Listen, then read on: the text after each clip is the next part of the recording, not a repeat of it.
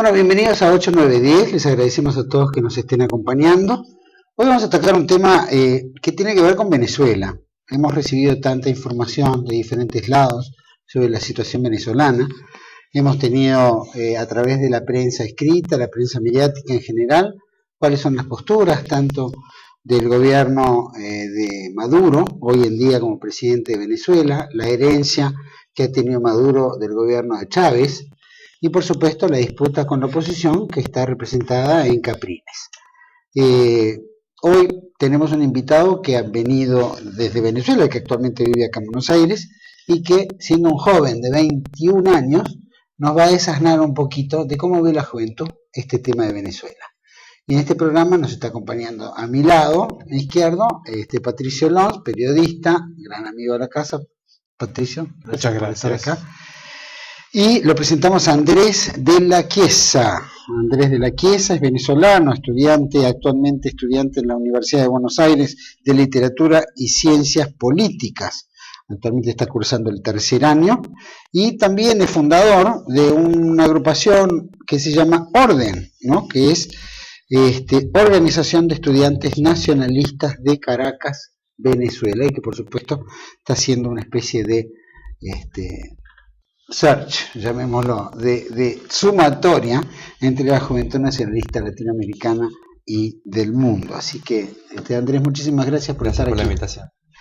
Andrés, quisiéramos saber ahí un poquito, ya estás enfrascado y empapado muy bien en la política y en la situación venezolana. Yo quisiera preguntarte, bueno,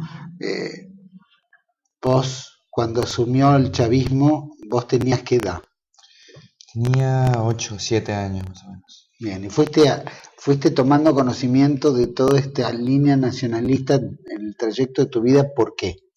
Claro, sucede que cuando Chávez entra al poder pasa una cosa muy peculiar. Veníamos de 50 años de gobierno de una especie de colusión de partidos que eran Acción Democrática y COPEI. Eso es lo que se llamó el Pacto de Punto Fijo, que se dio después de la caída de Marcos Pérez Jiménez. Y el país había entrado en una crisis muy fuerte a nivel económico, a nivel social, que explotó durante el Caracazo y sobre todo durante el golpe de Estado del 92, que justamente fue dado por Chávez cuando era mucho más joven, ¿no? Cuando él viene, hace esta campaña y resulta electo en el 98, la gente esperaba la promesa de algo nuevo. De hecho, muchas de las personas que lo votaron pensaron, al ser él un militar, que se trataba de una reivindicación de la figura de Marcos Pérez Jiménez. Además de gran parte de su mensaje venía de eso, de lo que Marcos Pérez Jiménez tantas veces criticó en su decálogo de la vergüenza y todas estas cosas. Él gana y va demostrando cada vez más su tendencia marxista y de hecho bastante radical porque se va adentrando en el comunismo, que esto con Maduro se acrecienta totalmente.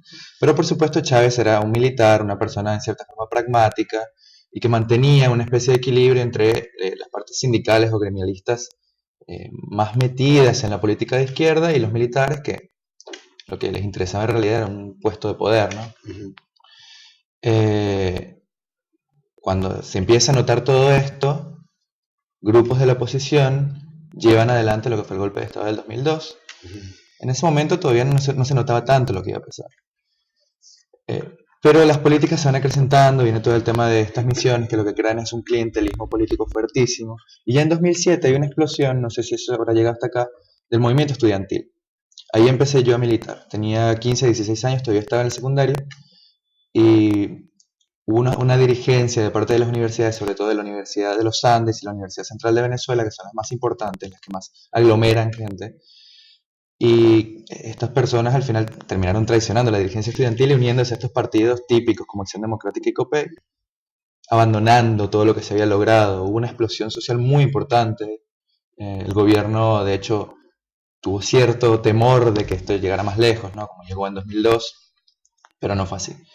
Ahí empecé yo a darme cuenta de cómo funcionaba esto y más que nada me di cuenta del abandono en el que había sido sometido el pueblo venezolano de parte y parte. No había opciones, ni de parte de la oposición ni de parte del gobierno, no las había simplemente. Entonces, justamente ahí me di cuenta con la lectura, con la investigación, de que había otra opción. Sobre todo entrando en todo el tema de Marcos Pérez Jiménez y de otros personajes importantes de la historia. Lo que pasa es que Luego de que Marcos Pérez Jiménez es derrotado, hubo una tergiversación de la historia muy importante. Básicamente, en el secundario, la historia y el periodo presidencial de Pérez Jiménez no se cuenta. Entonces, para mí era un periodo que no existía, fantasma. A partir de ahí empieza este cambio. Y ya entrando en la Universidad Central de Venezuela, haciendo compañeros en los movimientos de la Facultad de Ciencias Políticas, empieza toda esta proyección. ¿Cuáles son los arquetipos del nacionalismo que vos invocás dentro de lo que es Venezuela? Porque en la Argentina nosotros tenemos arquetipos, qué sé yo, Juan Manuel de Rosas, lo tenemos a San Martín, tenemos, en fin, a Perón, Irigoyen, diferentes personalidades muy grandes, especialmente los caudillos, claro, ¿no? que eran de esa raigambre de raíz del interior del país, que simbolizaban... y también han sido tapados por la historia, ¿no? Claro. Como hay paralelismos permanentes. Después viene esta historia oficial, que es después de la batalla de Caseros, la caída de Juan Manuel de Rosas, y bueno, empieza otra historia.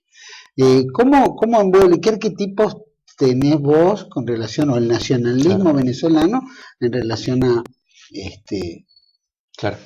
lo que maman ustedes? Nosotros justamente procuramos de que el nacionalismo en Venezuela sea bastante idiosincrático, que parta de figuras venezolanas, y ese es un error que se cometió muchas veces en la década de los 90, que surgieron muchos partidos políticos o movimientos pseudonacionalistas que intentaban tomar ideologías foráneas o personajes foráneos, cuando en Venezuela tenemos bastante de dónde escoger, ¿no? Justamente la primera problemática que se presenta acá parte del tema de la independencia, lo que nosotros consideramos los patriotas. ¿Qué tanto de nacionalistas tenían y qué tanto no?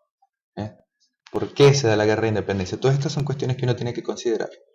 En realidad nosotros consideramos, partiendo de la doctrina del bolivarianismo, que el principal problema al nivel de doctrina nacionalista es caer en mesianismo y en personalismo.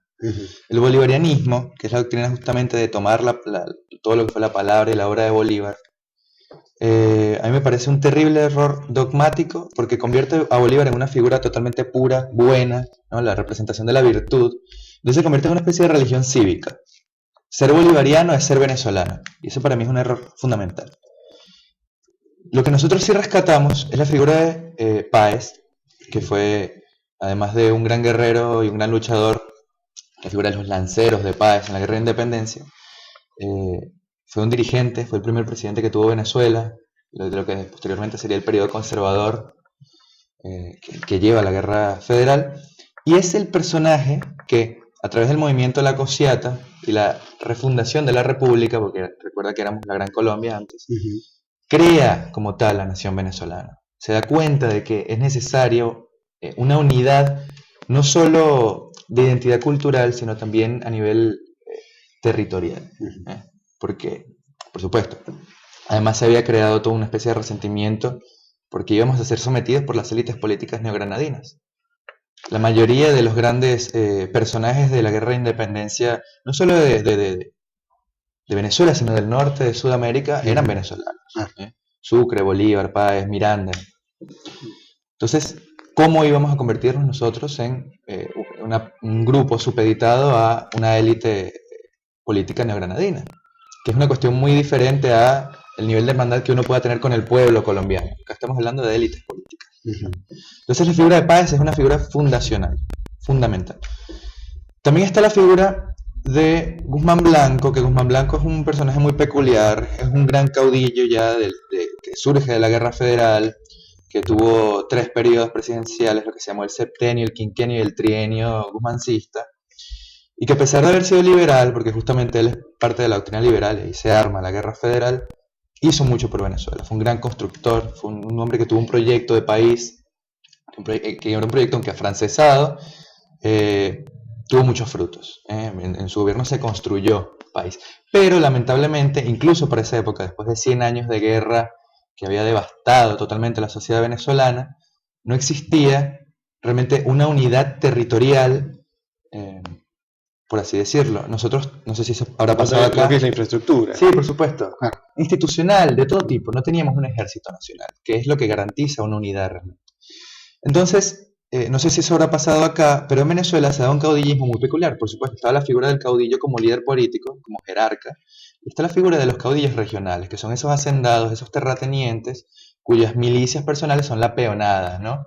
Entonces, Venezuela en realidad era un grupúsculo de regiones comandadas por caudillos. Uno de los más importantes es José Manuel Hernández, el que llamaban el Mocho, que incluso dirigió una revolución que fue la rebelión de Queipa, contra el gobierno, si no recuerdo mal, de Ignacio Andrade en 1893 más o menos.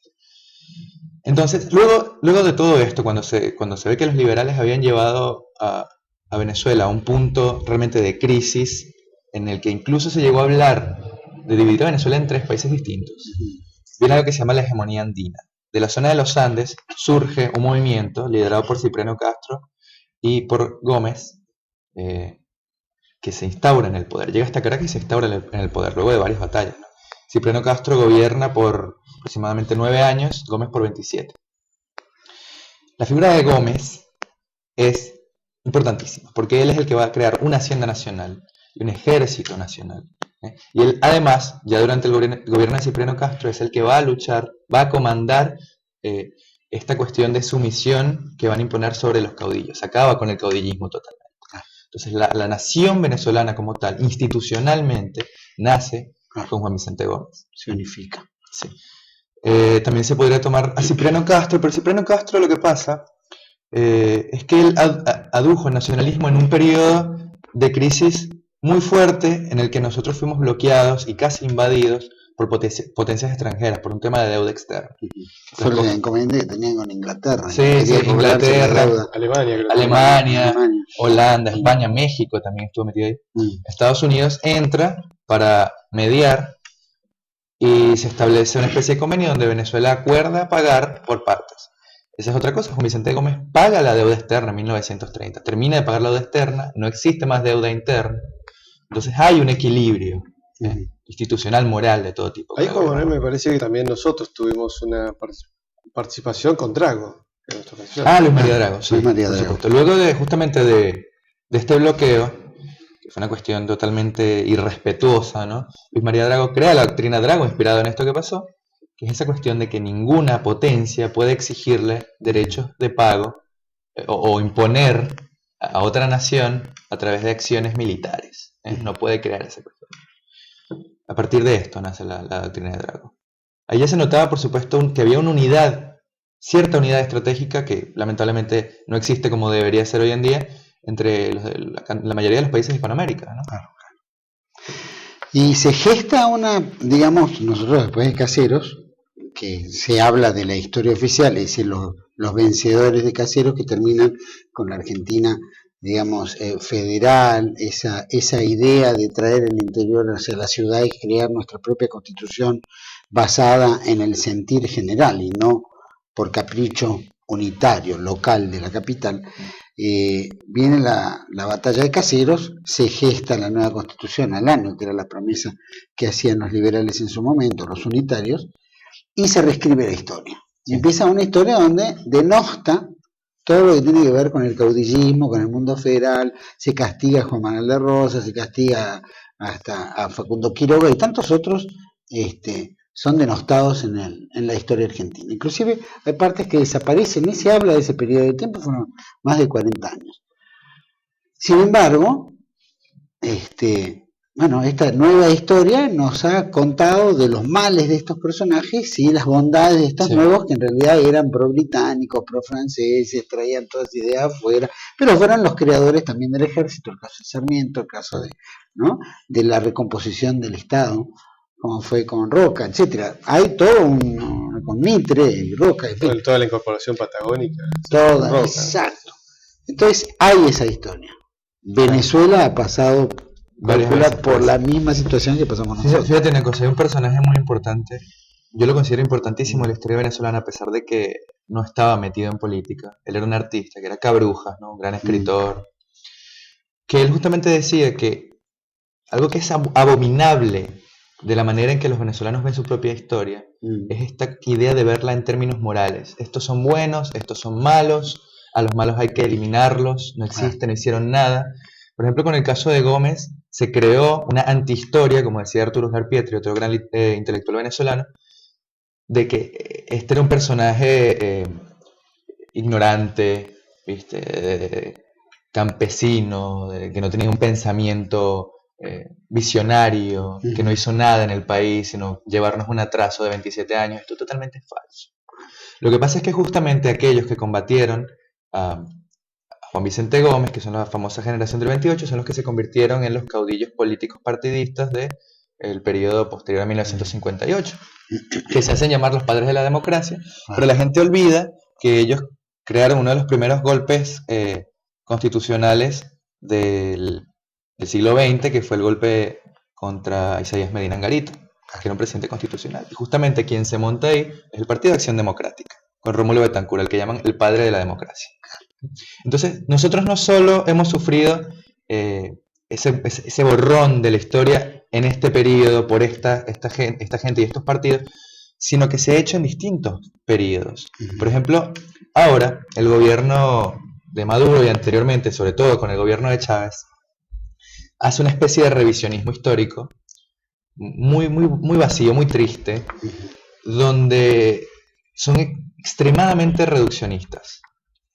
Extraen figuras que no tienen ninguna importancia, como la figura de Zamora, que fue un dirigente liberal durante la Guerra Federal, y lo exaltan como el primer socialista, cosa que es totalmente falsa, que no tiene ningún fundamento histórico, y que ningún historiador en la historia de Venezuela serio puede justamente dar fe de que eso fue así.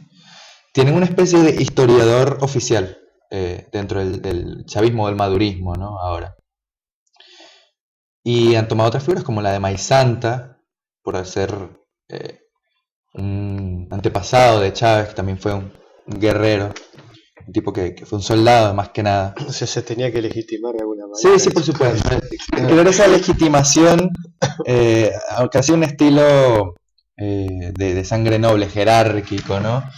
Que los dirigentes de oposición también lo hacen, es muy gracioso, porque Capriles, él aduce ser heredero de Bolívar, incluso por cierta parte familiar, y Leopoldo López, que también es otro dirigente de la oposición, dice serlo también heredero de Bolívar, ¿no? Crear esta mitología de estamos acá para cambiar el destino, somos herederos de este pensamiento.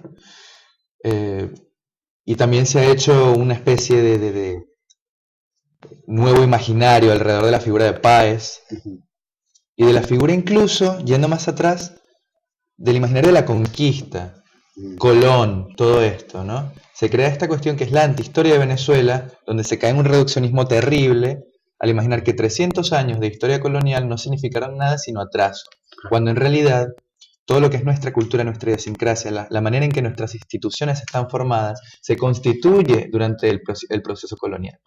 Claro, uno no tiene que caer en un españolismo severo, uno tiene que entender que Venezuela es un proceso de mestizaje. Entonces, justamente al ser un grupo, una identidad, una idiosincrasia de origen mestizo, el indigenismo es segregacionismo.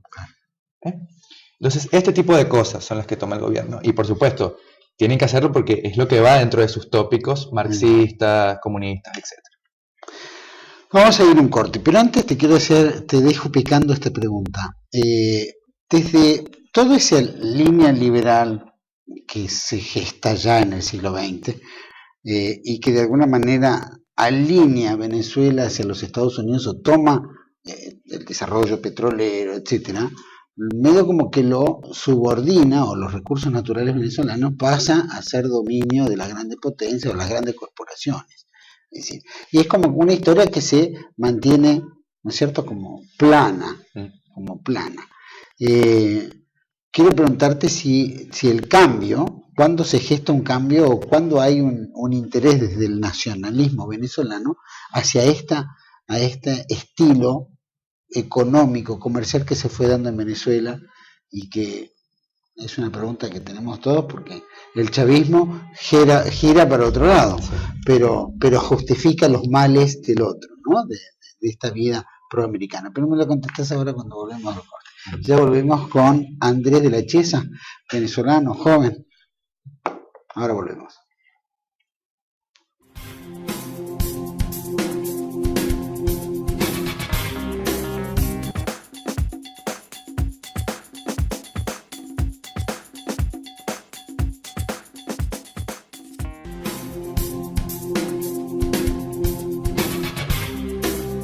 Seguimos aquí en 8910 con Andrés de la Chiesa, venezolano, estudiante y gran conocedor, por lo menos en historia.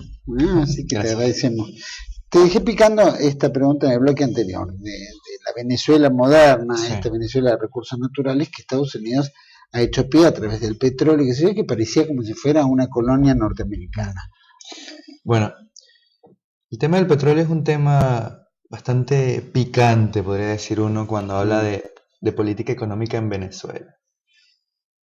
Yendo atrás, desde el descubrimiento del petróleo, porque Venezuela pasa de ser un país agropecuario a ser un país petrolero en un periodo de tiempo muy corto. Es un cambio no solo a nivel económico, a nivel de producción, sino a nivel ético y moral, porque en realidad el tema del petróleo nos ha moldeado como venezolanos. Uslar Pietri justamente decía que el petróleo nos iba a llevar a construir una nación fingida. Y él se refería justamente a que, siendo esto una dádiva, un regalo, no es algo que nosotros luchamos para poseer, íbamos a vivir de un clientelismo, como parásitos del petróleo.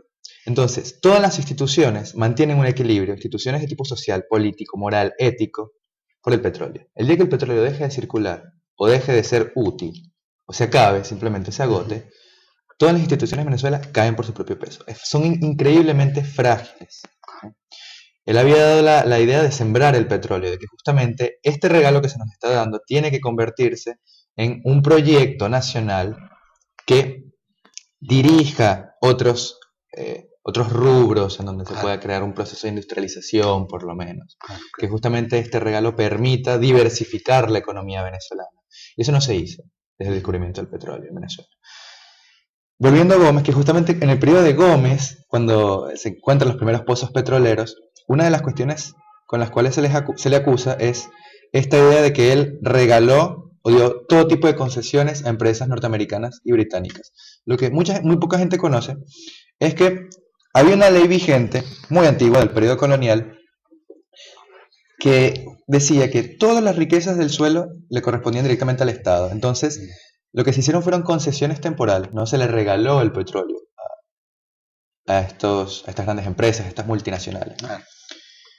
Otra cosa que sucede, por supuesto, es que Venezuela no contaba con el aparato productivo para extraer y refinar todo este petróleo. Venezuela no tenía una empresa petrolera poderosa, por lo que la decisión de Gómez en ese momento de brindar esas concesiones, que además traían consigo todo este aparataje, todo este andamiaje, era la más inteligente en ese momento, en que era preciso.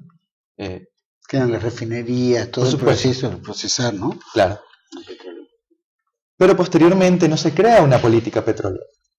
Muchos pensadores de la época, como justamente Uslar Pietri, Gil Fortul, Pedro Manuel Arcaya, hablaban de esto, de que era preciso, era totalmente necesario para desarrollarnos como país el crear una política petrolera orientada no al petróleo directamente, sino a la diversificación de la economía en Venezuela. Esto no sucedió y hoy estamos viviendo las consecuencias. Porque una cuestión que se ha convertido en parte de la personalidad del venezolano, de su idiosincrasia, por así decirlo, es esa cuestión del clientelismo, de la vida fácil, de conseguir el todo de la forma más sencilla. Ustedes tienen, creo que más del 90% de los ingresos nacionales son por el petróleo. Sí, pero probablemente eso o más. Porque incluso no se convirtió en una flota, por ejemplo, petrolera, ni en astilleros. O sea, no se le agregó suficiente cadena de valor. No hay que los barcos, salvo estaciones estamos produciendo nosotros. Claro, iban a hacer pero es que acá. incluso mucho del petróleo que hay en Venezuela se envía a otros países para que se refine y vuelva. O sea, así es la situación. Y nosotros, por ejemplo, tenemos una gran empresa siderúrgica. Pero la siderurgia incluso tiene cierto nivel de subvención de PDVSA, que es la empresa de petróleos de Venezuela. No existe nada en Venezuela que no esté subvencionado directamente por el petróleo. Entonces es un nivel de parasitismo social terrible. Ningún gobierno ha hecho nada por esto, y con el gobierno de Chávez y ahora el de Maduro hemos llegado a los niveles más abyectos posibles. También se cuestionaba de que el hecho de que fuera petrolero también gestaba la concentración de la riqueza en pocas manos, que eran todos los del petróleo, y después una terrible pobreza general. Justamente en Venezuela se crean dos Venezuelas, dos países distintos. Una de una minoría, una élite que recibe directamente los ingresos del petróleo, que es justamente una élite política. Y luego una gran mayoría, la que se mantiene en vilo, a la que se le habla de un supuesto proceso de redistribución, que se le viene con mensajes de ahora es de todos, PDVSA. Y sobre todo después del proceso de nacionalización que se da con el gobierno de Carlos Andrés Pérez en los años 70. Pero es totalmente falso, el petróleo sigue siendo parte de un grupúsculo, de una élite política. Cambio de manos, nada más. Por supuesto. Salió Entonces, de los privados hay dos para pasar países a- distintos acá. La cantidad, tú no tienes idea de la cantidad de dinero que ingresa en Venezuela. Son montos y dígitos terribles, realmente monumentales, y ni siquiera a nivel estatal, a nivel de empresas de nivel terciario, secundario, pequeña y mediana empresa. Se manejan montos ridículos por los ingresos del petróleo. Y eso no se traduce en obras, en ningún tipo de obra pública. Y lo poco que uno podría decir, por ejemplo, volvamos al gobierno de Chávez, cuando se aduce a las misiones o al plan Barrio Adentro, que es un plan de medicina dentro de los barrios, pero lo que se está creando, perdón, además del clientelismo, es una marginalización terrible, porque no se supone que tú tengas que llevarle a los barrios un médico. A un equipo médico, lo que fuera. Claro, pero a ver, un médico de la peor categoría. Tú lo que tienes que darle es justamente un sistema de salud útil, un sistema de salud que realmente le funcione al venezolano. Lo que demuestra el plan Barrio Adentro es que el sistema de salud no funciona.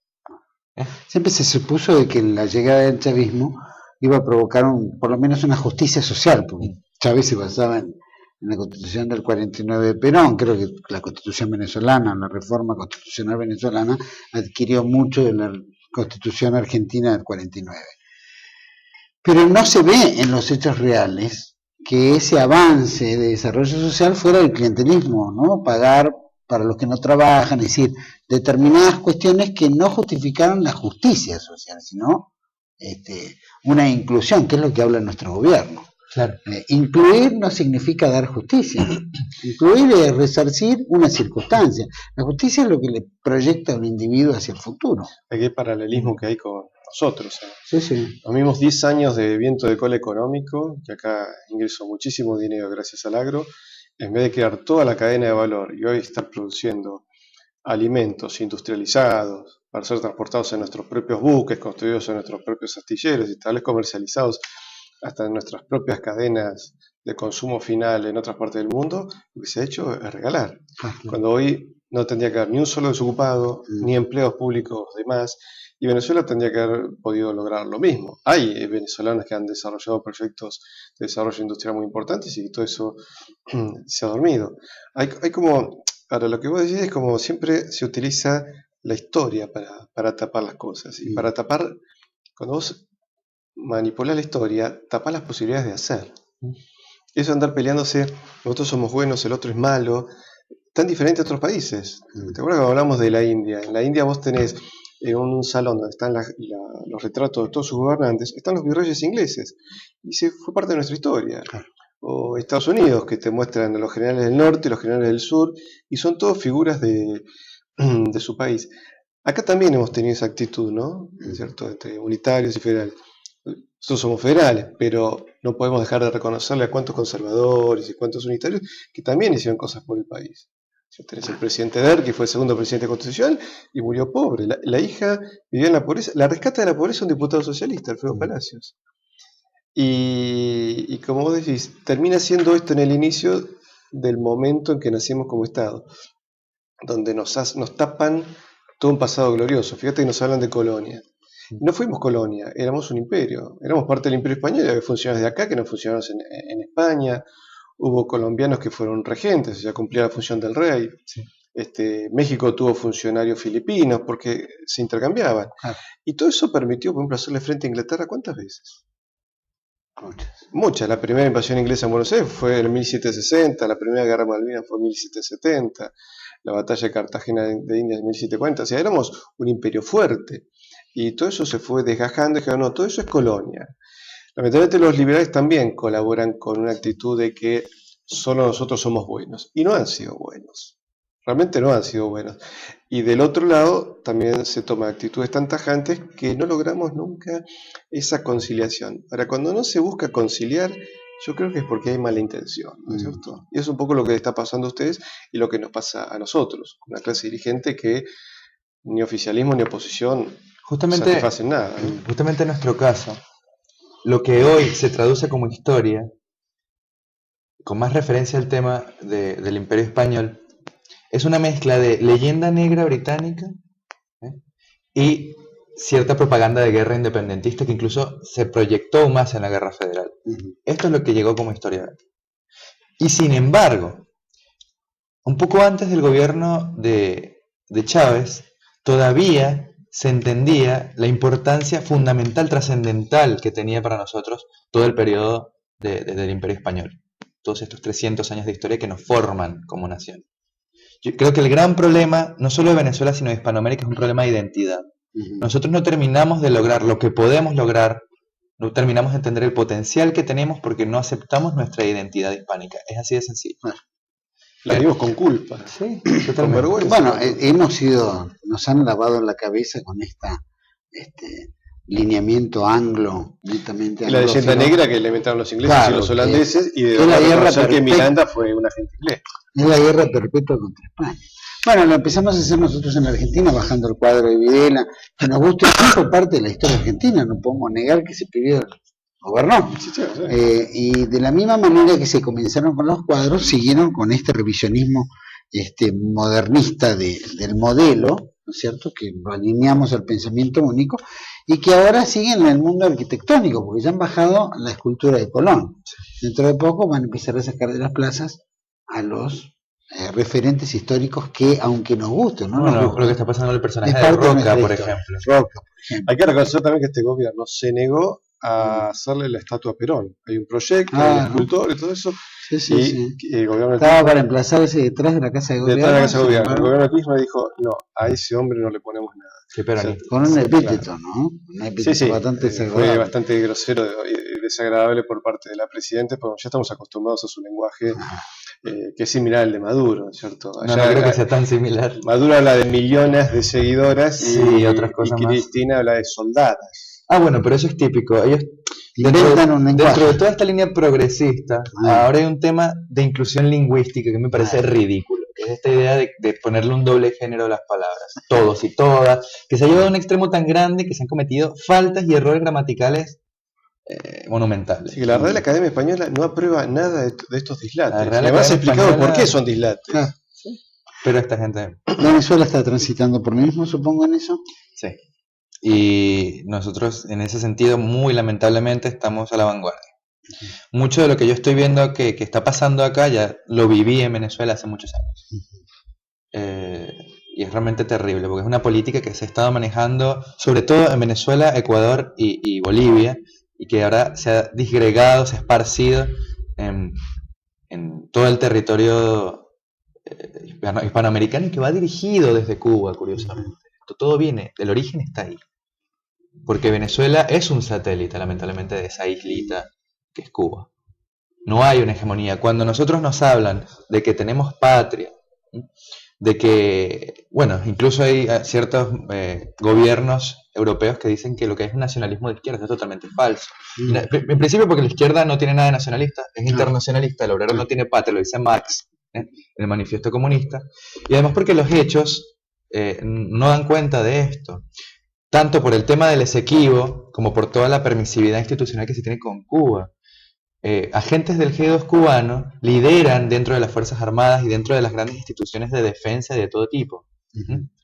El tema del Esequibo es otra cosa. Por una cuestión ideológica, Maduro mantiene una alianza con Guyana que es totalmente complaciente. Hay una complicidad ahí. Nosotros venimos del Tratado de Ginebra de 1966, donde eso es una zona en reclamación, y lo que se ha dado es todo tipo de derechos que van en contra justamente de ese tratado, al punto de que se ha ultrajado territorio de ultramar venezolano ya, no del Esequibo. Entonces no se puede hablar de nacionalismo de izquierda, no se puede hablar de patriotismo, de que se tiene patria, porque eso es totalmente falso. ¿Por qué crees que Chávez se inclina con Fidel y se gesta esta unidad tan grande? Porque una cosa es una revolución social, una revolución socialista entre comillas, se suponía que era justicia social, pero ¿por qué crees que busca un aliado en Cuba cuando Cuba en realidad aporta poco? o nada. No es tanto que Chávez haya buscado una aliado en Cuba. Chávez es una consecuencia de un proyecto que Cuba viene teniendo desde los años 60. Justamente en esa década se da todo el movimiento de la guerrilla en Venezuela, que también se da acá con Montoneros, etc. Los años 60 y los años 70. Está el Partido Comunista de Venezuela, están varias escisiones de acción democrática como el Ejército de Liberación, el Ejército, sí, Nacional de Liberación, etc.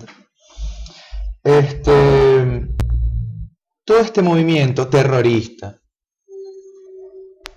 es un proyecto cubano. De hecho, hay un gran evento que es la invasión de Machurucuto, donde guerrilleros venezolanos instruidos en Cuba invaden el país, y el ejército venezolano los combate.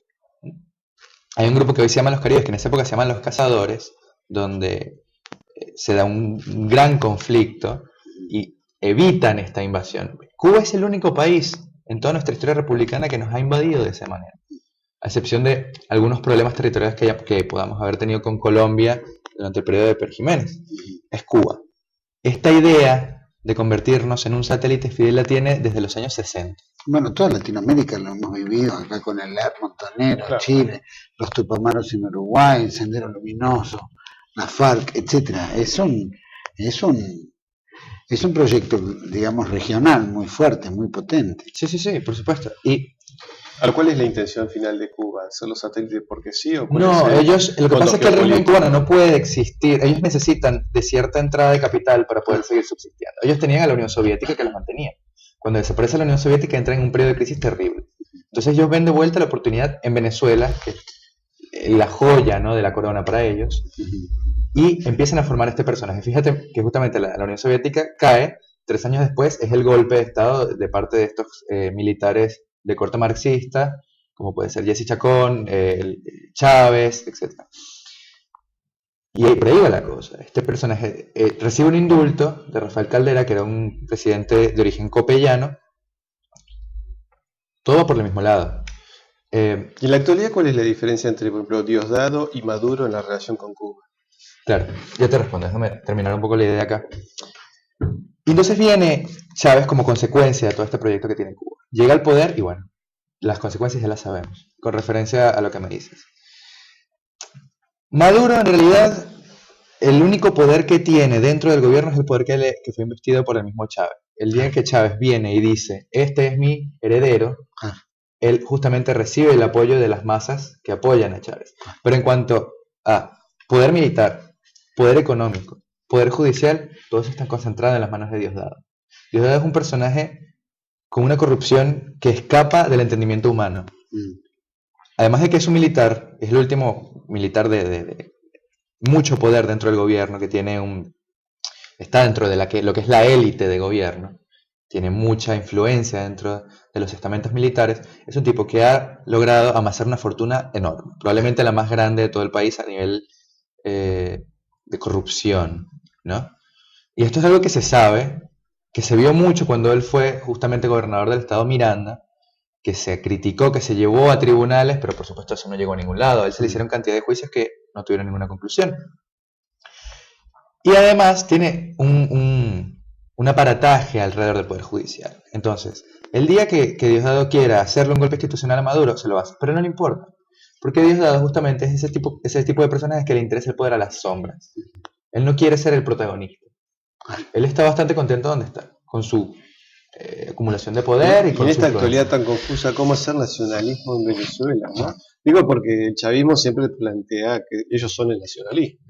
Es un proceso de concientización largo, porque el problema de Venezuela es un problema cultural, y al ser un problema cultural es generacional. Claro. Entonces el trabajo en nacionalismo tiene que ser sostenido, no tiene que ser solamente a nivel de movimiento de calle, a nivel de partido, sino a nivel de trabajar la historia, de recuperar la historia. Entonces el revisionismo histórico ahí entra. El relato. Por supuesto. Yo siempre vuelvo a la teoría gramsciana. Gramsci fue muy inteligente porque gracias a él se da toda una revolución dentro del pensamiento de izquierda, y los gobiernos que hoy existen, progresistas, socialdemócratas, socialcristianos, están ahí en el poder gracias a Gramsci, porque se da cuenta de que es necesaria hacer una intromisión de tipo cultural. En ese sentido, la revolución de abajo hacia arriba. Por supuesto, nosotros tenemos que aplicar a lo mismo. Pero una recuperación de la cultura original, no una tergiversación de la cultura como se hizo con el modelo gramsciano, ¿no? Es eso lo que se tiene que hacer. Por supuesto, es una lucha complicadísima porque nosotros no tenemos un solo frente, que es el gobierno oficial, tenemos dos. Y el otro, el de la oposición, es mucho más cruel, mucho más poderoso, mucho más influyente. En los años 90, la mayoría de las agrupaciones nacionalistas desaparecieron. Sus líderes fueron eliminados de raíz por los gobiernos que hoy son de oposición, ¿verdad? Entonces, ese es un gran enemigo. Nosotros lo vimos en carne propia el 23 de enero. El 23 de enero es celebrado en Venezuela como el día del nacimiento de la democracia, es cuando tumban a Marcos Pérez Jiménez. A mí me parece un día de luto, porque ahí justamente empieza toda la demagogia y toda la decadencia del país.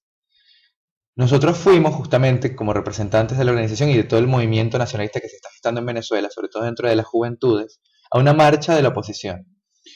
El dirigente que está hablando en ese momento, que era Veledo, un hombre execrable, nos acusa de ser infiltrados chavistas y la oposición, casi al estereotipo de horda, nos ataca de una manera indiscriminada. Terminamos heridos, 3 compañeros terminaron presos. Pero además, esa misma noche, el ministro de Información, que en ese momento era Villegas, que hoy por cierto me parece que está siendo candidato para la alcaldía de Caracas, sale a desmentir que nosotros hayamos tenido algo que ver, porque justamente la persona que fue agredida era un periodista del oficialismo. Él desmiente todo esto y sin embargo nuestro compañero estuvo preso ahí 2-3 días por presión política de parte de la oposición para darnos una especie de castigo. Sí, sí. Entonces nosotros nos dimos cuenta ahí de que son 2 frentes y 2 frentes muy fuertes. Es un sistema lo que está armado ahí. Eso es muy parecido a lo que nos pasa a nosotros. Por supuesto, recién hablabas del grado de corrupción, de cómo se han enriquecido algunos funcionarios o los que están detrás de escena. Bueno, nosotros lo estamos experimentando en Argentina de una forma abismal. Sin ir muy lejos, la Presidenta de la Nación ha multiplicado su fortuna 1000 veces de lo que sabemos, porque Néstor Kirchner ha tenido sociedad con todos los negocios que se armaron, o sea que tiene ingresos de todos los negocios que él o amparó o permitió que se hagan en su provincia, en Santa Cruz, en Río Gallegos, que fue la intendencia, y por supuesto, si eso lo hizo a nivel provincial, ¿cómo no va a ser un pinche negocio a nivel nacional? Cuando la caja es todo, los fondos de Santa Cruz, bueno, en fin. Son una banda ilícita, es una banda de ladrones que gobierna nuestro país como debe estar gobernando allá. De la misma manera vos dijiste, nosotros los nacionalistas quisimos hacer algo, nosotros en Argentina tenemos también un gran lineamiento nacionalista, que somos también como parias, porque estamos en el medio de 2 fuerzas, una oposición que no existe, que es igual al oficialismo, el oficialismo que es igual a la oposición, los dos se posesionan sobre un modelo que nadie entiende y que lo único que nos lleva es a la extinción, a la desaparición. Entonces estamos como parias nosotros también. Ahora vamos a recibir una masa. Claro. Entonces encontramos un gran nacionalismo disgregado, pero que tiene los patitos en fila en relación a cómo pensar, pero que lamentablemente no tiene ni fuerza, ni poder, ni llegada, y en cualquiera de los bandos donde vaya a hacer un poco de barullo, lo van a culpar que es del otro equipo. Bueno, entonces, fíjate una cosa. Te desprestigia, no importa dónde estés. Es un calvario el nuestro, ¿no? Sí, fíjate que los liberales como nos acusan de kirchneristas, de golpe. Sí, por eso. Por no coincidir con ellos, cuestiones a veces de sentido común, ¿no es cierto? Ni siquiera grandes cuestiones ideológicas. Es la tergiversación del nacionalismo. A nosotros nos pasa algo muy curioso. Los liberales nos acusan de comunistas y los comunistas de nazis. Sí. Fíjate, bueno, bienvenido al equipo.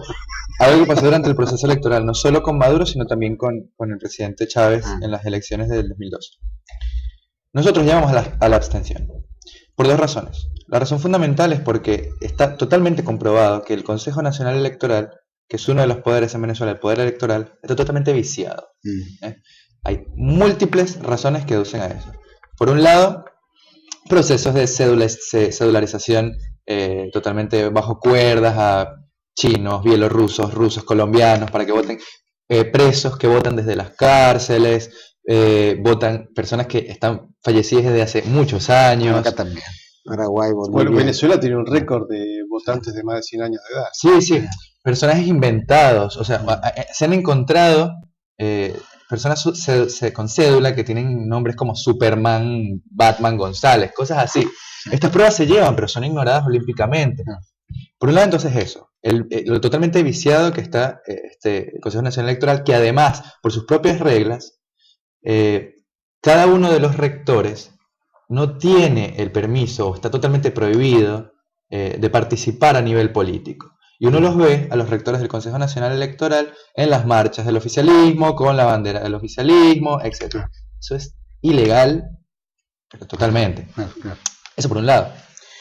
Por el otro lado, porque no existía una salida en ninguna de las dos opciones. Uno que no tenía un proyecto de país, el otro que posiblemente lo tenía, pero es más discursivo que otra cosa. El oficialismo es discurso, no son acciones. La oposición es oposición. O sea, no hay un proyecto de país, es simplemente llevarle la contraria al gobierno en todo lo que haga. Todo eso me lo vas a decir ahora, vamos a ir a un corte rapidito, porque se nos fueron los tiempos, y vamos a hablar un poquito de la oposición y cómo está eso, quién es Capriles, etcétera, ¿no? Y qué perspectivas ven como jóvenes, más la juventud, ¿no? Sí. Vamos a un corte y volvemos en 8910 con Andrés de la Alquieza. Ya volvemos.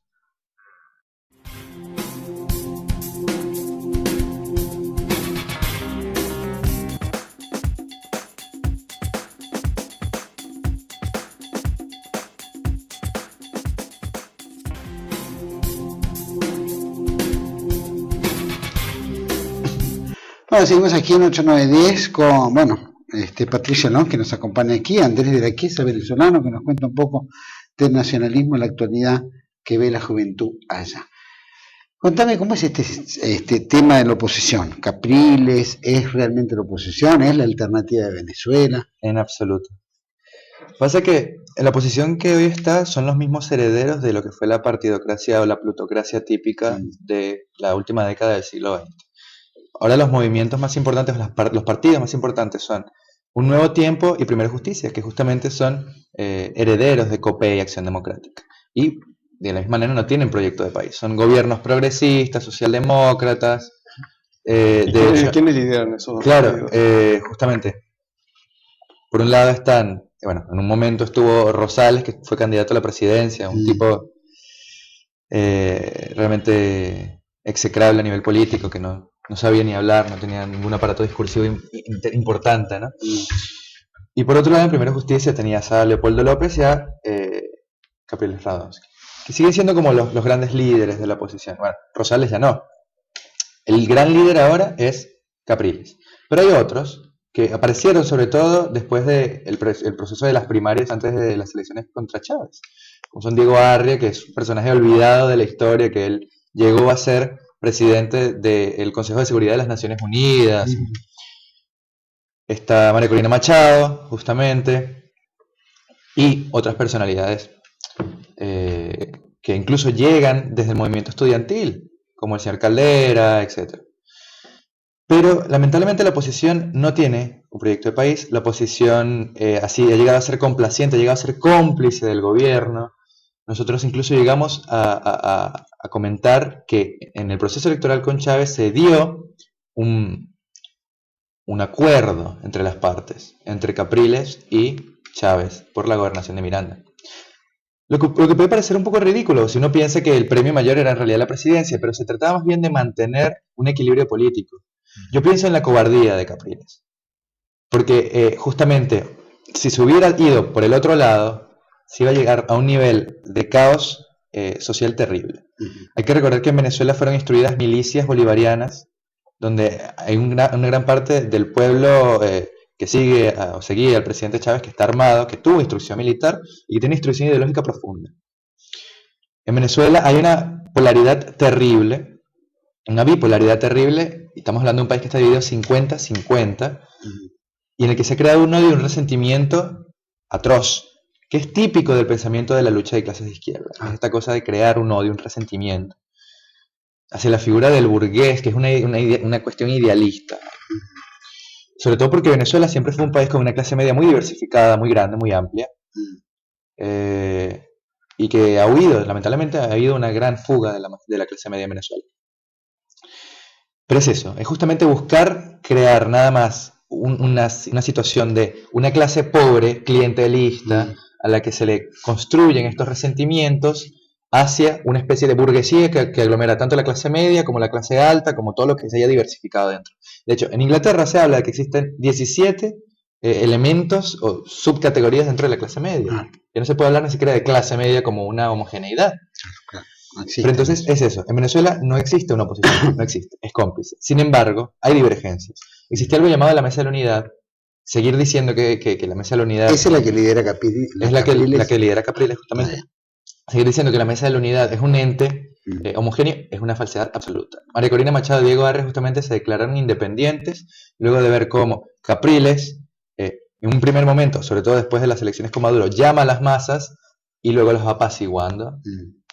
Por una ¿Es cierto cuestión que Capriles gana una elección presidencial y que por temor o por presión militar o que nosotros le quitan la victoria? Nosotros estamos completamente seguros de que él ganó las elecciones, sobre todo las últimas. Y hubo una movilización fuerte, nosotros participamos de esas movilizaciones, ahora en abril. Pero también supimos prever que lo que se estaba haciendo era justamente calentar la calle para después irla sopesando, calmando, amortiguando. Y es ridículo que un personaje que llamaba al fraude durante esas elecciones ahora diga que hay que votar el 8 de diciembre. Es una cuestión totalmente absurda, no tiene sentido. Y es lo que está haciendo Capriles. Por eso se da esa decisión dentro de la Mesa de la Unidad. Entonces está Diego Arria, por un lado, que llama a acciones más radicales, que yo estoy totalmente de acuerdo en ese sentido, porque la gente tiene esta idea de que el radicalismo es algo negativo. Nosotros estamos viviendo una situación radical donde los poderes, todos, están supeditados al Ejecutivo. No hay independencia de poderes. Es necesario que se practique una cuestión como una constituyente donde se restablezcan los poderes. Eso es totalmente necesario. Cuando hablas de todo esto me da la sensación que estás hablando de Argentina. Sí, pues son los mismos vicios. Inclusive esta empresa Sintra, ¿cuál es la que controla las elecciones? Las elecciones, Smartmatic, dices.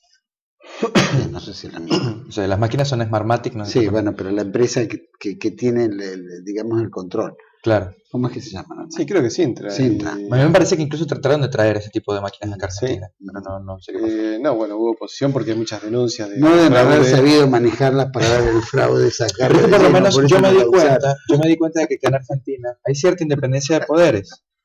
Porque dentro de la magistratura del Poder Judicial hay reticencia a muchas de las cosas que hace el gobierno. Allá no. Allá el gobierno dice esto, el día siguiente se está aprobando. Una pregunta, yo digo que no entiendo. Uno lo escucha a Capriles Erradón, que en realidad te dan ganas hasta de votarlo a Maduro, ¿no? Es un hombre, uno lo ve muy limitado. Ahora tiene otros personajes. Uno lo ve a la diputada Machado, Corina Machado, que además ha sido físicamente agredida, la han lastimado. Hay una foto ella con la cara. Sí, a ella, a Julio Borges, que es el líder de Primera Justicia. Y además da la impresión de ser una mujer más imaginativa, más creativa, más inteligente, con cierta revalorización de la identidad venezolana. ¿Por qué es que se elige un personaje tan pobre como Capriles, como opositor? Yo siempre he dicho que Capriles es un personaje que además de que no tiene carisma, no posee liderazgo. El hecho de que él haya sido electo en las primarias es una cuestión más bien de imposición que de realmente meritocracia. Claro. María Corina Machado es una persona muy peculiar, porque ella, a pesar de que tiene su pensamiento liberal y todas estas cosas, ha hecho llamamientos a tópicos típicos del nacionalismo venezolano, como es el tema del Esequibo. Ya más de una ocasión ella se ha plantado enfrente de la Asamblea Nacional planteando estos problemas. Sobre todo en una ocasión en la que Guyana, el gobierno, empezó a extraer, o más bien dio concesiones a una empresa para que hiciera extracción de todo tipo de recursos naturales ya en territorio de ultramar venezolano, que ahora se acrecentó, firmaron otro tratado más, que nos empuja a la izquierda a nosotros. Ella hizo otra vez el llamado en la Asamblea Nacional, varias agrupaciones, sobre todo ahora es muy interesante porque hay agrupaciones juveniles en Venezuela que plantean el tema del Esequibo. Hay una muy importante que incluso realiza viajes todos los años al Esequibo para informar, para que se evite toda esta tergiversación que hay. Vamos a aclararle a la gente que el Esequibo para Venezuela es como Malvinas para nosotros. O Gibraltar para España, o el Ulster para Irlanda. Es eso. Justamente es una cuestión que se expropió de nosotros por parte del Imperio Británico. Y en el caso nuestro, es terrible porque además se ha demostrado jurídicamente lo improcedente y lo nulo que es. Hubo un laudo arbitral en 1899 que se hizo en la ciudad de París. Se creó un tribunal de 5 magistrados. 2 de esos magistrados tenían que ser venezolanos, 2 ingleses y 1 neutral. A Venezuela no se le permitió autorrepresentarse, nos representó Estados Unidos. Mira. 3 días después de que iniciara el tribunal, tenían 3 meses, no, creo que fueron 6 días, no recuerdo bien, pero tenían 3 meses para decidir. Se tomó una decisión a favor de Reino Unido. En 1948 muere uno de los representantes estadounidenses y quien era su asesor encuentra unos documentos que entrega al gobierno de Venezuela donde se da cuenta de que hubo una negociación por debajo de cuerdas. Esto se lleva ante la ONU y se hace el Tratado de Ginebra en 1966 porque está totalmente viciado de nulidad. Pero no solo eso. En 1904, me parece, Inglaterra crea otro laudo para delimitar con Brasil, para decidir cuánto va a conservar Brasil, cuánto va a conservar Inglaterra de toda la zona del Esequibo. Brasil se queda con 13.000 kilómetros cuadrados aproximadamente e Inglaterra con 19.000. Esto también es totalmente ilegal e improcedente porque se realiza dentro de un laudo arbitral que lo era ya, que era nulo. Entonces, esa es la situación que nosotros tenemos con el Esequibo. Pero además hubo un hecho muy importante que fue la masacre del Rupununi en 1969. Me parece que estaba el primer gobierno de Caldera, en el que hubo un levantamiento, una insurgencia de amerindios nacidos en el territorio esequibano que se aducían a sí mismos como venezolanos y llaman al gobierno de Venezuela para que intervenga. Por eso, por su condición de venezolanos, el gobierno no interviene, de hecho es cómplice y deja que los masacren. Mueren hasta 300 personas, según se sabe, en la masacre del Rupununi y terminan siendo simplemente insurgentes naturalizados en del Tamacuro o el Amazonas en Venezuela. Ahí. Eso me hace acordar mucho entre nosotros y nuestros laudos arbitrales con Inglaterra. Y el Tratado de con Madrid Chile, y Londres han sido una suerte de Versalles. Para ustedes también. Un ejemplo. Sí, totalmente. Decime, por supuesto que esto puede durar horas y seguramente vamos a tener más charlas en el futuro, pero me gustaría que sea lo más conciso, por lo menos por los tiempos. El tema de la juventud. Sí. ¿Cómo la juventud ve toda esta cuestión? O tanto ustedes como ven las otras dos juventudes, claro, cómo están operando. Nosotros acá tenemos la Cámpora y tenemos no sé qué otras juventudes raras de parte de la oposición, pero bueno. Primero que nada hay una cuestión maravillosa que se está dando en Venezuela, que es que se está volviendo a hablar de política. Esto sobre todo se potencia a partir del 2007, cuando surgen las dirigencias estudiantiles, universitarias, y aún más cuando nos percatamos de que esas dirigencias simplemente terminan siendo vendidos o cipayos de las típicas agrupaciones políticas. Pero es realmente maravilloso porque hay un interés por la política, un interés por la indagación política, algunos más, otros menos, y por la participación activa en la militancia política, porque nos damos cuenta justamente de que las opciones que tenemos no son las que queremos. Nosotros hemos visto cómo el país se ha degenerado, somos una generación que pudimos ver eso en 14 años de gobierno de Maduro y Chávez, nada más. Y no es lo que queremos para nuestros hijos. Nosotros queremos cambiar y queremos hacerlo de manera activa, militando, en la calle, dando propuestas de país. En este sentido, no solo los nacionalistas, incluso algunas agrupaciones de otra índole, digamos, incluso liberales, han tenido nuevas propuestas, que en cierta forma son viables y se pueden... Eso siempre a nivel universitario, también participan políticamente. También incluso no solo a nivel universitario. ¿El nacionalismo tiene algún partido? Ahora actualmente no. Pero digamos, en líneas generales, la sociedad se empieza a dar cuenta que la opción no puede ser el pajarito de Maduro, no, es que justamente... y la falta de propuesta de los liberales. Claro, o acá que nuestro presidente juró y que él me lo demande. ¿Quién es el muerto? Adiós. Es que justamente lo importante, esto sale totalmente de la juventud. Ese tipo de delirios la gente en un momento llega a darse cuenta. Bueno, estamos en manos de locos. Lo importante es que nosotros nos percatemos de eso, es que sabemos que tenemos una labor histórica de hacérselo ver al resto del país. Hay una cuestión que yo siempre rescato de la generación del 28, aunque la generación del 28 haya destruido Venezuela. Ellos veían que tenían un objetivo, no sé si de país, probablemente en cuanto al poder, pero tenían un objetivo. Y eso es algo que se había perdido. Venezuela no se hablaba de política. Nosotros sabemos que tenemos un objetivo y es el de recuperar a Venezuela. Entonces, en ese sentido, es maravilloso. Además, no solo a nivel universitario, hay un montón de organizaciones, asociaciones civiles que están rescatando todo esto. Como por ejemplo la que te decía del tema esequibano, que son jóvenes todos. Muchachos que no llegan a los 30 años, por lo menos. Y hay cantidad de agrupaciones de esto. ¿De las juventudes chavistas vos crees que son recuperables? Sí, todos son recuperables. Todos son recuperables.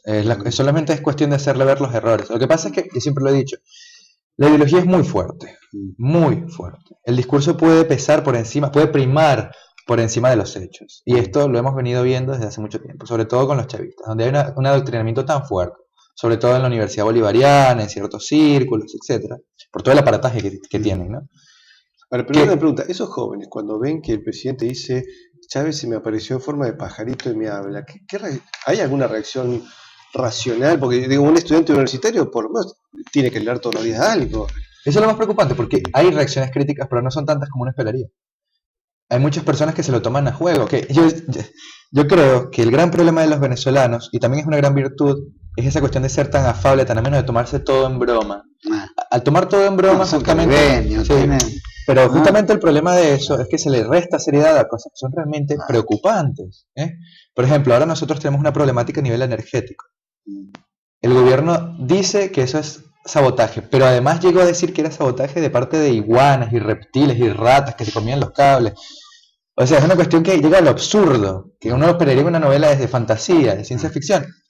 Y esto es repetido, como si fuera una cartilla de discurso político, por miembros de la juventud, del chavismo, etcétera, etcétera. Entonces, uno no sabe realmente cómo combatir, cómo debatir con estas personas, porque es lo mismo que hablar con un muro. O sea, no se trata de cuestiones de un discurso pragmático donde uno vaya a los hechos. Lo que pasa es también, a ver, la gente también se agarra a lo seguro. El otro día la policía también detuvo un grupo de traficantes y le dijeron a los policías, sí, está bien, llevaremos droga, pero somos la cámpora. Y lo quisieron amedrentar a los policías.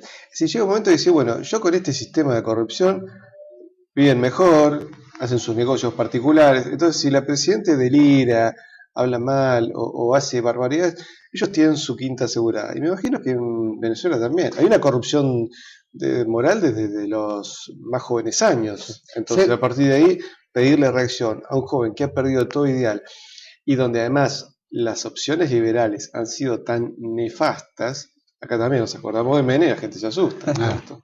Es que salimos de Guatemala. Nosotros tenemos a Carlos Andrés Pérez. Claro, ya me imagino los venezolanos se deben acordar de Carlos Andrés Pérez, que sumió el 80% de la población venezolana en la pobreza y se agarran a esto como un clavo ardiente. Claro, pero hay una diferencia fundamental, por ejemplo, con la cámpora de las juventudes del chavismo. Que el adoctrinamiento no parte de un modelo ideológico tan fuerte. Hay mucho pragmatismo y mucha transversalidad en la cámpora. En el chavismo no. En el chavismo es una cuestión de ideología profunda. Claro, la ideología de esta cuestión del socialismo del siglo XXI es algo tomado por los pelos. Esto, en principio, parte de un pensamiento de un alemán que escribe esto en los años 90. No recuerdo si fue en el 91 o en el 96. Y eso se le agrega una conglomeración de contrariedades terribles. Desde el marxismo-leninismo hasta ciertos toques de stalinismo, hasta cuestiones gramscianas o incluso reivindicaciones del cristianismo o del bolivarianismo, cuando Marx odiaba y execraba a Bolívar, aduciendo que era un personaje de la burguesía más abyecta y pútrida que existía en América. Entonces es un flujo de contrariedades importantísimo. Pero hay un discurso que se repite y que se cree. Yo siempre he hecho una diferenciación. Está el marxista o el idealista romántico, y está el que es simplemente pragmático, que entra a la política como político de carrera y que le importa muy poco la ideología. De hecho, en Venezuela hubo famosos marxistas que han sido muy antichavistas. Por supuesto, los hay, como seguramente los habrá acá. Sí, pero porque tienen claro, esto, más que nada son los marxistas idealistas románticos, ¿no? Que tienen su idea fundamental de que lo que es lo que tiene que ser el marxismo, entonces lo comparan con lo que es el gobierno y se dan cuenta de que no rearman y tratan de buscar qué es lo que cuaja. Sí, es muy interesante lo que decía Marx de Bolívar, ¿es cierto? ¿Sí? Además, Bolívar, digamos, era lo más antimarxista, era un hombre que tenía esclavos, por ejemplo. Bolívar odiaba a España y dice, qué mala que es España, que no me deja tener esclavos, como si fuera algo noble tener esclavos. Bueno, ahora Bolívar además de que existía el bolivarianismo, se le quiere poner como un gran personaje de corte socialista, que eso es totalmente falso. Bolívar es un hombre de sus tiempos. Yo creo que el problema que nosotros tenemos actualmente es tratar de juzgar la historia desde nuestra perspectiva. Juzgamos a los personajes en su contexto. No se hace. Ese es el gran problema que nosotros tenemos, junto con muchos otros, ¿no? Claro. Pero eso es terrible. No puedes jugarse la historia así porque eso es antihistoria. No es historia. ¿Seguís en contacto con todas las juventudes ya? Sí, por supuesto. Justamente trabajo como coordinador internacional de orden, pero además uno de mis trabajos es la de crear una especie de unidad entre todos los movimientos nacionalistas que van surgiendo. Mantengo contactos con ellos, tengo contactos con gente no solo en Hispanoamérica, sino en España, en Italia, en Francia, en Hungría, y justamente la idea que tenemos es la de una cuestión que saca un poco de Perón, la de crear una confederación de agrupaciones y, si es posible en algún momento, de gobiernos nacionalistas que se orienten, ¿no?, en ese sentido. un gobierno que sea desarrollista, que promueva la identidad patria, todas estas cosas. Pero siempre aducimos que es importantísimo construir una ideología como tal, porque decir nacionalismo nada más es hablar de orientación. Nosotros tenemos que hablar de ideología y dar una estabilidad política real a esa ideología, que sea algo que uno pueda enseñar. ¿Vos crees que, así, como joven te pregunto, ¿no? Los internacionalismos tienen la tendencia de decir, internacionalismo, estamos hablando tanto del liberalismo como el comunismo, de que son la armonía mundial y que cualquier expresión de nacionalismo generaría un conflicto permanente en el mundo. ¿Vos crees eso? ¿No? Pero por supuesto que no. Está mal decir que cada uno mantenga su identidad y que de repente tiene mejores niveles de negociación porque hay una identidad común. Pero fíjate una cosa, a discutir que en realidad entrar dentro de un concierto universal donde sí, cuando la gente mejor se conoce a sí misma, mejor puede dialogar con nosotros. Vos tenés amigos porque tiene una identidad concreta. Tolstoy decía, ¿no? Conoce a tu tierra y serás universal. Bueno, es lo que tenemos, lo que necesitamos acá. La ventaja que tenemos en América es que tenemos esa herencia hispánica común que la deberíamos reverdecer para ayudarnos mutuamente. Sí. Pero hay un hecho muy peculiar que te quería comentar rápidamente. Ellos justamente agreden y acusan al nacionalismo cuando no es parte del sistema. Pero por supuesto los liberales pueden tomar el patriotismo revolucionario y todas esas cosas heredadas del racionalismo francés y no hay problema. Y los marxistas pueden tomar cierta especie de nacionalismo que no tiene ningún sentido, por supuesto, pero es una cuestión discursiva y no pasa nada. Pero cuando el nacionalismo surge de las bases en contra de esto, fuera del sistema, ahí es un problema. Se nos empieza a acusar de fascistas, de nazis, etcétera, todas cuestiones peyorativas, o justamente con intención peyorativa, pero que no tienen nada que ver, por supuesto. Yo hace poco leí un ensayo donde se hablaba de la transnacionalidad, ya no como una cuestión de aglomeración de naciones que eliminaba la idea del Estado-nación, sino de organizaciones o empresas transnacionales. De empresas que, no importa si estaban en la China popular o en Estados Unidos, manejaban un mismo idioma empresarial, manejaban un mismo lenguaje, un mismo conjunto de señas, de instituciones, de relaciones entre sus miembros. Me parece una cuestión totalmente horrible, totalmente abyecta. A mí me parece que el Estado-Nación hoy más que nunca se puede reivindicar y más que nunca es viable y hay que recuperarlo, porque por supuesto, una de las grandes consecuencias, por ejemplo en el caso venezolano que nosotros tuvimos, es el de haber perdido la república. Incluso se ha llegado a hablar de que no tenemos nación, por lo que te decía, que la nación está totalmente supeditada al tema del petróleo, no hay un equilibrio, es inestable. Entonces nuestro trabajo es ese, recuperar la república y reconstruir la nación. Andrés, muchísimas gracias por haber estado acá en 8910. No, gracias por la verdad que vamos a tenerte de vuelta seguramente, vamos a ser analistas jóvenes, no estaría mal. Y ya hay varios, ¿no? Tenemos a Pérez Borgarelli en Uruguay. Ya tenemos ahí un programa que se llama Nueva Generación, vamos a ver si te incorporamos. Y hace poco conversamos con un contraalmirante Butcher. Sí, lo conozco. Un gran varón, tuvo un contacto a través de República en Defensa, que es un programa que llevan adelante tres militares acá en el canal. Muchísimas gracias. Vamos a estar de vuelta muy pronto. Perfecto. Y Patricio, cerremos nosotros dos. ¿Qué es esto? ¿Esto parece que estuvieran hablando de la Argentina o qué? Sí, en realidad el paralelismo es muy fuerte. Fui a la conferencia justamente de Andrés de la Chiesa, donde cuenta toda la historia de Venezuela y le cambió los nombres, pero hasta te diría que casi coinciden las fechas. Sí. Es decir, el proceso de destrucción sistemática de la hispanidad ha sido feroz. Sí. Y lo vemos, bueno, ya el último ataque que lo sufrimos fue durante el terrorismo contra el gobierno de Perón, Malvinas, y siempre son por lo general los mismos. Ahora, por otra parte, vemos un reverdecer nacionalista. En Europa es muy fuerte. Hay países donde ya los partidos nacionalistas son el segundo en importancia. Está empezando a tomar protagonismo el nacionalismo en el mundo. De hecho, hay países. Ya lo vemos en Grecia, por ejemplo, que metió 18 diputados, no es poca cosa. Es muy fuerte. Y ya es el segundo partido. Islandia también se ha puesto dura en el tema de la deuda externa. Islandia tuvo una característica similar, parecía que Perón estaba gobernando ahí. Y después Hungría. Hungría, el presidente de Hungría es un hombre que está restaurando todos los valores cristianos que Hungría había perdido. Y Putin que sale en defensa de los cristianos perseguidos en el mundo. Dice, acá hay un claro ataque al cristianismo en todas partes del mundo. De ahí también su defensa de Siria, donde hay un gobierno laico, con lo cual los cristianos pueden convivir En cambio, los otros gobiernos fundamentalistas, en Arabia Saudita entras con un misal o un rosario y te lo confiscan, ¿no es cierto? Así que bueno, esperemos que haya un reverdecer patriótico y que la gente empiece a darse cuenta de la mentira que se está viviendo, ¿no? Ojalá que sí, que no, especialmente en las juventudes, ¿no? Que van a ser los que más van a sufrir todos estos flagelos del futuro. Bueno, nosotros ya está, ya la cumplimos y nuestros viejos ya están de vuelta en todo esto. Pero la verdad que para el futuro de nuestras naciones, ver que las similitudes históricas y los relatos y estas circunstancias que estamos viviendo, el pensamiento único, impuesto, o llamarlo del liberalismo y el marxismo ayornado a esta nueva época, la verdad que nos va a poner en jaque a todos. Bueno, ahora Siria con todo esto que no sabemos si terminamos en una guerra mundial, ¿no? Esperemos que no, pero da la impresión de que, bueno, el gobierno de Estados Unidos se ha retrocedido un poco porque también Rusia y China se han puesto muy firmes, ¿no es cierto?